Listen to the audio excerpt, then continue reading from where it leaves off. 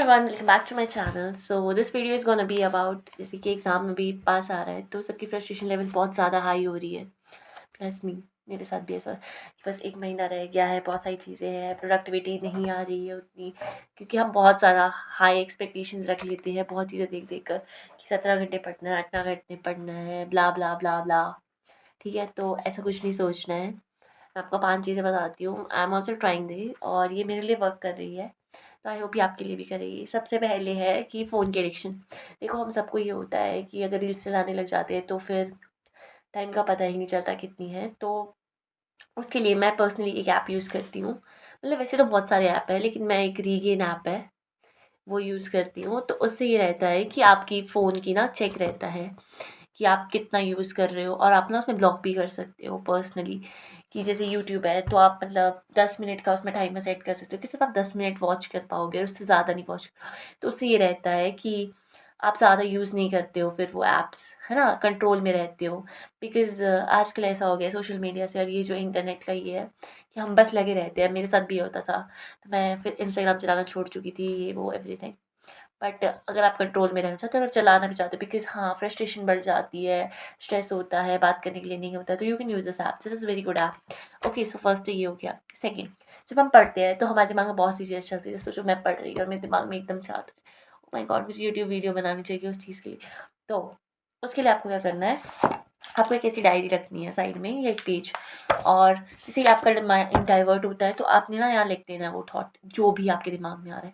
Like मैं अभी सोचो ऐसे पढ़ रही होंगी और मेरे दिमाग में आता है कि आज शाम में उसे कॉल करना है किसी को भी, ब्ला ब्ला ब्ला, लाइक मैंने किसी फ्रेंड को या कुछ भी करना है। कोई भी चीज़ आ रही है आपके दिमाग में जो आपको डिस्ट्रैक्ट कर रही है, तो आप वंस आप उसे नोट डाउन कर जाओगे ना, तो वो आपके दिमाग में दोबारा नहीं आएगी और आप कंसंट्रेट कर पाओगे। और आपको फिर ये भी नहीं होगा कि यार मैं भूल जाऊँगी, बिकॉज़ आपने राइट डाउन कर लिया है। जैसे आपको सोचो कुछ पढ़ रहे हो, आपको फिर एकदम से ध्यान आता है कि यार मुझे ये सर्च करना था, है ना? ये बहुत बार होता है। तो you can note it down in that, मतलब कॉपी, रजिस्टर पे, जहाँ पे भी है, ठीक है?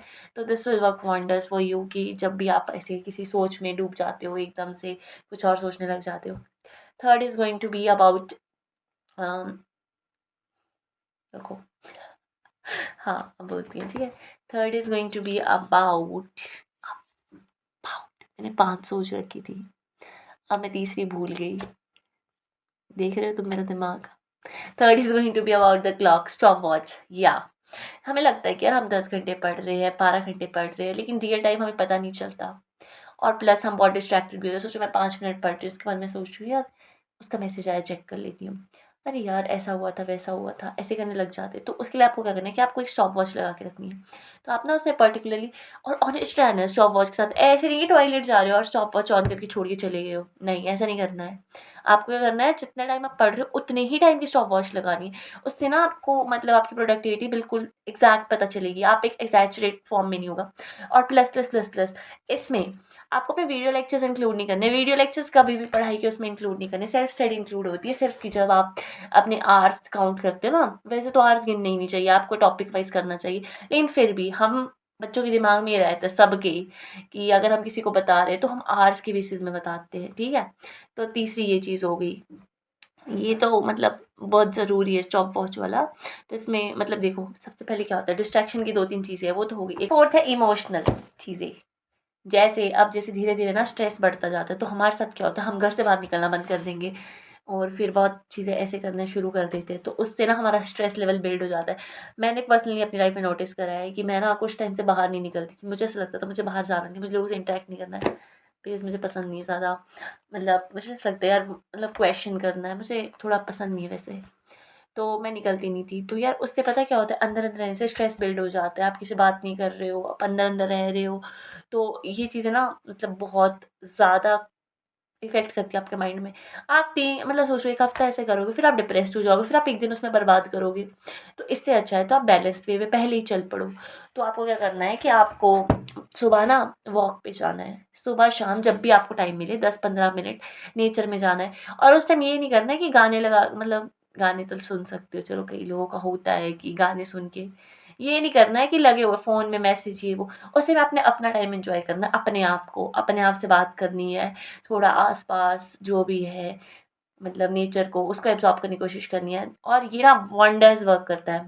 मैं पर्सनली आजकल मॉर्निंग वॉक पे जाना शुरू करा है और सही में तो बहुत अच्छा लगता है।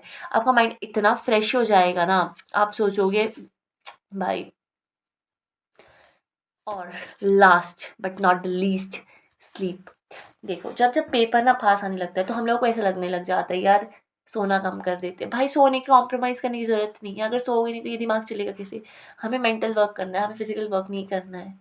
तो मेंटल वर्क करने के लिए आपका माइंड बहुत ज़रूरी है। अगर सोचो, अगर आपका पढ़ी जा रहे हो टेन ही नहीं हो रहा है या आपकी कंसंट्रेशन लेवल ही ज़ीरो, तो उस पढ़ने का क्या फ़ायदा पूरा दिन जागने का। तो इट्स बेटर कि आप एक गुड नाइट स्लीप लो। हाँ, अगर आपको ज़्यादा पढ़ना है नाइट में तो यार आप 12 बजे सो सकते हो, मतलब इट्स अ गुड सजेशन। फिर 6-7 बजे अपने उठ गए, 7-8 बजे उठ गए, 8 घंटे तक की नींद ले सकते हो, 6 से 8 जितना आपको सूट करता है बॉडी के हिसाब से, क्योंकि सबका अलग अलग रहता है। कई लोग 7 घंटे में फ्रेश फील करते हैं, कई लोग 6 घंटे में, कई लोग 5 में। पर 5 मेरे हिसाब से नहीं सोना चाहिए, इतना कम, थोड़ा सा ज़्यादा। Because sleep is very important as a student. हम लोग इस चीज़ में कॉम्प्रोमाइज़ कर लेते हैं। और एक लास्ट प्रो टिप है हेल्थ से रिलेटेड। देखो अभी पेपर के टाइम ना हम लोग, बहुत लोग बीमार हो जाते हैं क्योंकि हम अपनी हेल्थ से बहुत कॉम्प्रोमाइज़ करना शुरू कर देते हैं कि खाने का टाइम नहीं रखेंगे, कुछ और भी। देखो कोई फ़ायदा नहीं है, सबसे पहले हेल्थ आती है, ठीक है। अगर बीमार हो जाओ तो क्या फ़ायदा, फिर पेपर ही नहीं दे पाओगे, उसका क्या फ़ायदा। और दवाइयाँ लेनी पड़ेगी तो उसका भी कोई मतलब, ऐसे कोई, समझ रहे हो। उस चीज़ में कॉम्प्रोमाइज़ करो जो मतलब तुम्हें इफ़ेक्ट नहीं कर रही है, हेल्थ इफ़ेक्ट करेगी तुम्हें। तो खाने में बहुत ध्यान दो। जंक बंद कर सकते हैं अभी 1 महीने के लिए, मोमोज़ नहीं। हाँ, और बाकी चीज़ें भी मतलब अवॉइड कर सकते हो, और कैफ़ीन का भी थोड़ा ध्यान रखना चाहिए। मैं लाइक पर्सनली बहुत ज़्यादा कॉफ़ी पीने लग गई हूँ कंसंट्रेशन के लिए। तो यार इतनी कॉफ़ी मेरे हिसाब से मेरे लिए भी गलत है, तो मैं अपने आप को भी समझाती हूँ इस बात पे, और आपको भी बोल रही हूँ कि इतनी कैफ़ीन भी नहीं लेनी चाहिए। मतलब ठीक है तुम बॉडी को पुश करो, लेकिन इतने एक्सेस लेवल पे मत करो कि मतलब बॉडी जवाब दे दे। बिकॉज़ इस टाइम पे ना हम लोग बीमार होना अफ़ोर्ड नहीं कर सकते हैं, है ना? पर्टिकुलरली।